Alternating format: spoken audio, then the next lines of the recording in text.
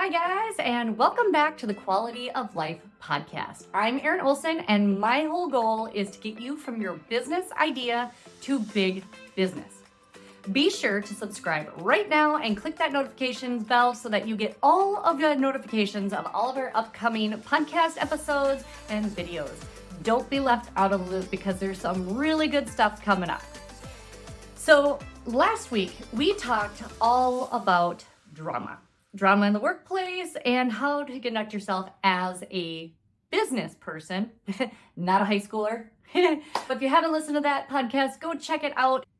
And this week, we are going to talk about why now is a perfect time to start your business. If you have been struggling with whether or not you should actually start, maybe this episode is for you. If you've got a hobby that could possibly become the next business idea for you, then I think this episode's probably for you too. If you have a business that you've started and you're starting to wonder if you've made a mistake, I'm pretty sure this episode is going to be for you too.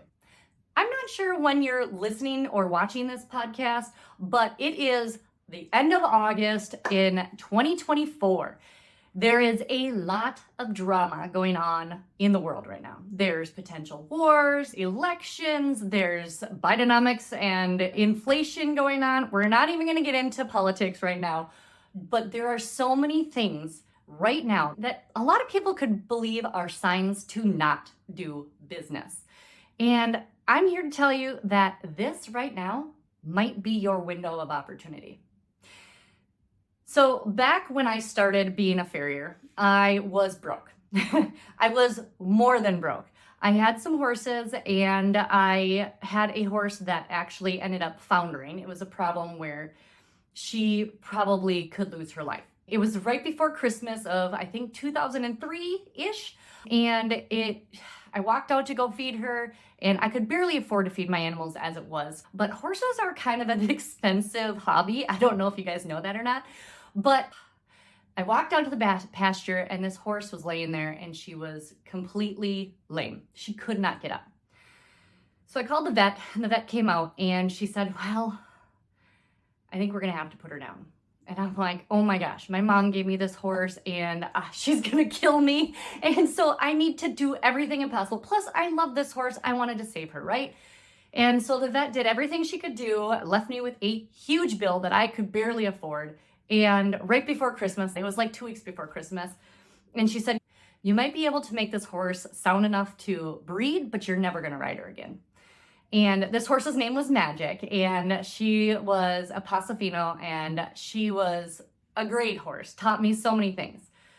One thing that I can thank her the most for is the fact that I had to find alternatives, ways to take care of her feet because her feet were a problem. Basically, she had a diabetic attack. Now, horses don't get diabetes, but she had an attack that made it so that she couldn't walk. It was so bad that her bone in her foot had actually kind of poked through the bottom of her foot, and that's a death sentence to most horses.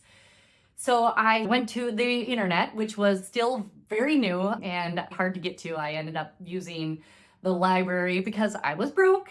I found a guy who was saving horses' lives that had this exact problem. I ended up finding a guy who just happened to be within 45 minutes of where I kept my horses. Scott, if you're listening, this is all about you.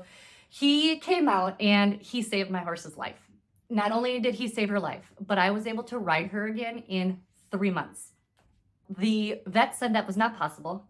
And when I told her about it, she's like, oh my gosh, this is amazing. There needs to be more people like this. This way of trimming her feet and addressing her nutrition was very, very, very expensive. And so I talked with my husband because there's nobody else doing it. And the farrier that came out, he didn't have enough time to do all of my horses. And so he suggested I go and learn how to do it.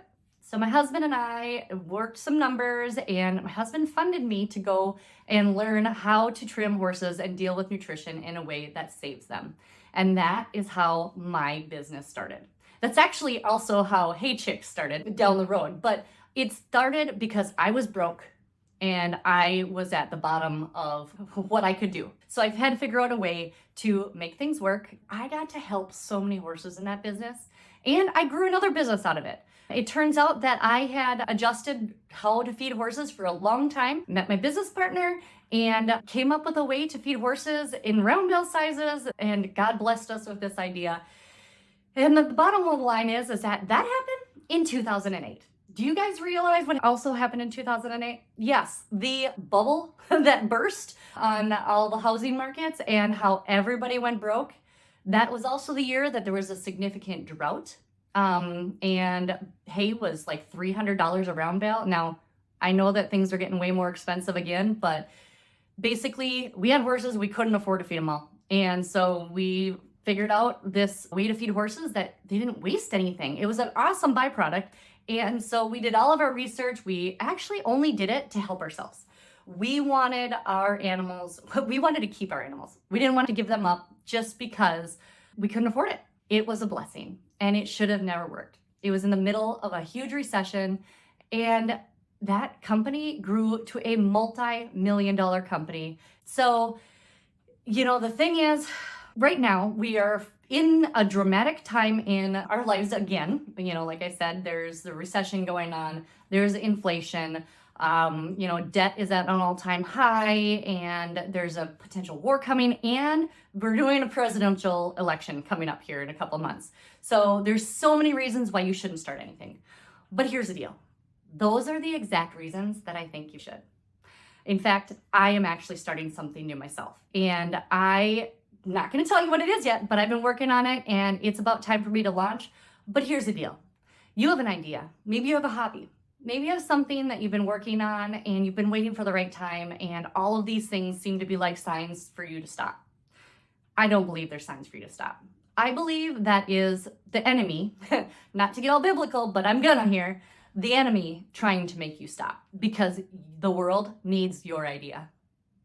That's the bottom line. The world needs your idea. And even if somebody's done it before, they've never done it like you can do it. And honestly, we're in a world of people who are making up, businesses as influencers.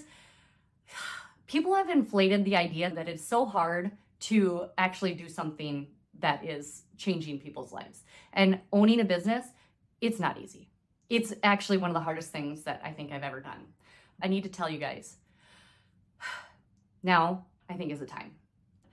Most of the biggest businesses that we look at right now were born in a recession, or were born in a terrible time to, quote, start a business. And I'm just going to go off the cuff.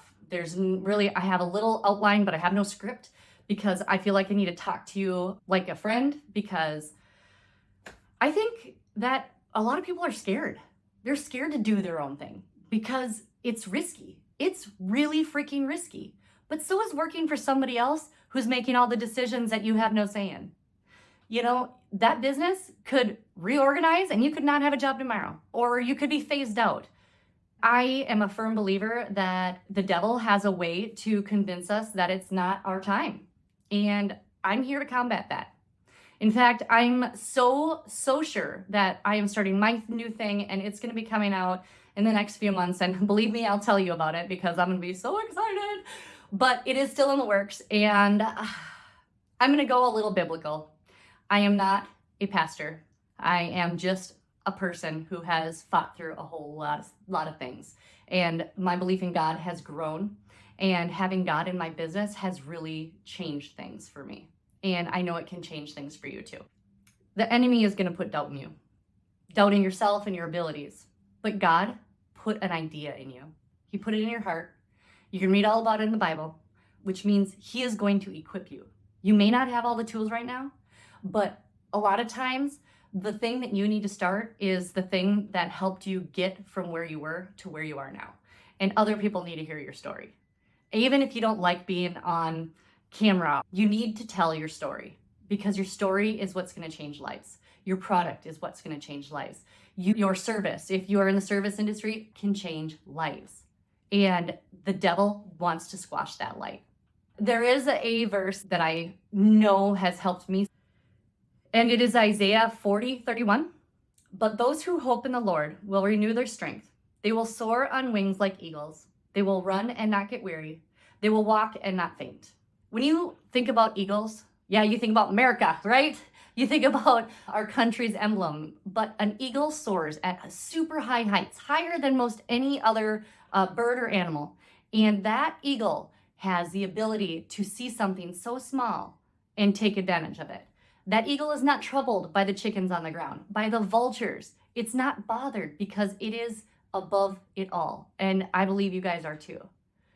So I'm going to do something really different today, and I hope you guys don't mind, but I would like to pray because I think that we need to pray more in this country and we all need to vote. So please go vote.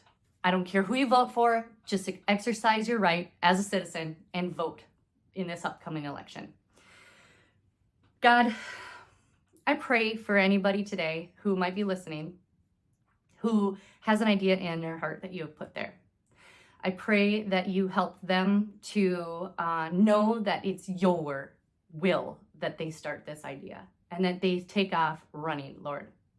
I pray that you help them to know it's you. I pray that you help equip them with the tools they need to run this business and to turn it into a business to help serve people.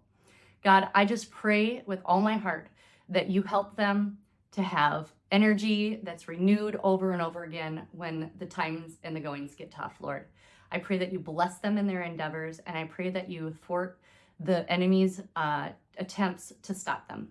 I thank you in all I pray. In Jesus' name, amen. All right, so guys, I just really felt like I needed to do that today. And I just hope that this episode helped you. I hope that you guys are willing to try. What's the worst thing that can happen, right? You can always make more money, but this is what God put in you. Thank you guys so much for joining me today. I hope that it helped you. I hope you guys get started. And I hope that if you guys have any questions about business that I can help with, message me or comment on this video or this podcast episode, because I want to help you guys. And I'm running out of material.